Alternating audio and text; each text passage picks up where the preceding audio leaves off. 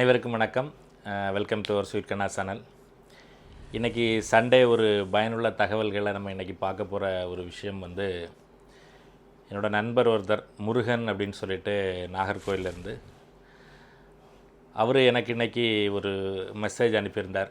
இந்த ஒரு டாபிக் எனக்கு போட்டுவிடுங்க அப்படின்னு சொல்லிட்டு. டாபிக் என்ன அப்படின்னு பார்த்திங்கன்னா கம்ப்ளீட் அண்ட் ஃபினிஷ். இந்த ரெண்டுக்குள்ளே வித்தியாசம்தான் இன்றைக்கி நம்ம பார்க்க போகிறோம். இது கொஞ்சம் இங்கிலீஷ் கிளாஸ் மாதிரியும் இருக்கும். ஸோ ரெண்டு வார்த்தைகள் கம்ப்ளீட் அண்ட் ஃபினிஷ் கிட்டத்தட்ட ஒரே மீனிங் இருக்கும். பட் ஆனால் ரெண்டுக்கும் நிறைய கொஞ்சம் வித்தியாசங்கள் இருக்குது.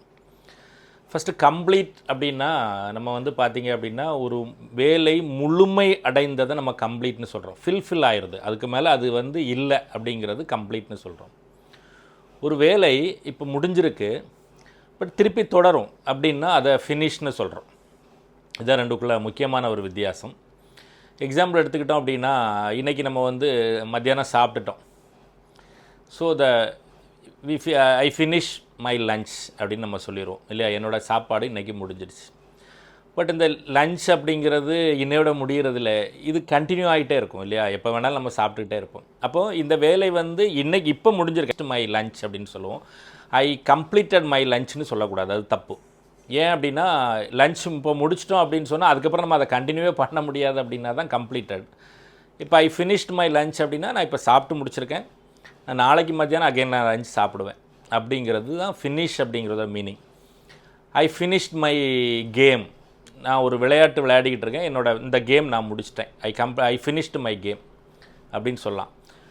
கம்ப்ளீட்டட்னு வரும்போது முழுமையாக முடிஞ்சிருக்கு. நான் ஏற்கனவே சொன்னேன், முழுமையாக அது முடிஞ்சிருக்கிறத நம்ம கம்ப்ளீட்னு சொல்லுவோம்.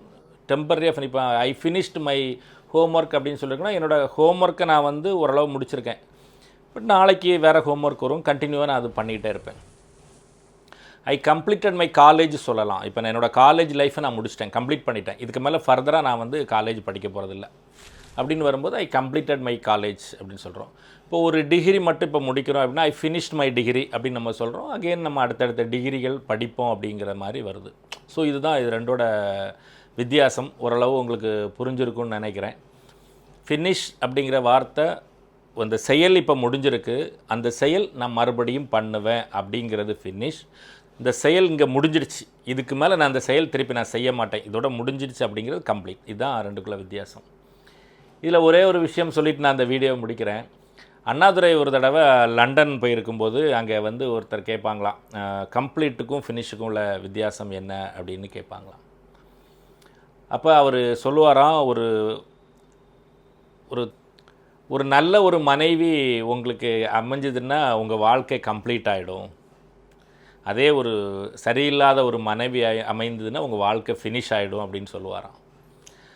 ஸோ அதே சொல்லிவிட்டு என்ன ஒன்று அதிலே சொல்லுவாராம், உங்கள் மனைவி வந்து நீங்கள் வேறு யாரு கூட இருக்கிறதே பார்த்துட்டாங்க அப்படின்னா உங்கள் வாழ்க்கை கம்ப்ளீட்லி ஃபினிஷ்டு அப்படின்னு சொல்லுவார். ஸோ நான் இந்த வீடியோ இங்கே முடிக்கிறேன். இந்த கம்ப்ளீட் அண்ட் ஃபினிஷோட மீனிங் உங்களுக்கு புரிஞ்சிருக்கும்னு நினைக்கிறேன். என்னோடய நண்பர் முருகனுக்காக இந்த வீடியோ நம்ம ரெக்கார்ட் பண்ணியிருக்கிறோம். வாழ்த்துக்கள். இந்த பிரபஞ்சம் உங்களுக்கு எல்லா செல்வங்களையும் வழங்கட்டும். என்றும் அன்புடன் கண்ணன் ராஜகோபால். உங்களுக்கு இந்த மாதிரி ஏதாவது டாப்பிக்கில் உங்களுக்கு வீடியோ வேணும் அப்படின்னு சொன்னீங்கன்னா கண்டிப்பாக நீங்கள் அந்த டாபிக் எனக்கு வந்து அந்த வீடியோவிலே கமெண்ட் பண்ணுங்கள், நான் வந்து உங்களுக்கு ரெக்கார்ட் பண்ணி அனுப்புகிறேன். Thank you so much.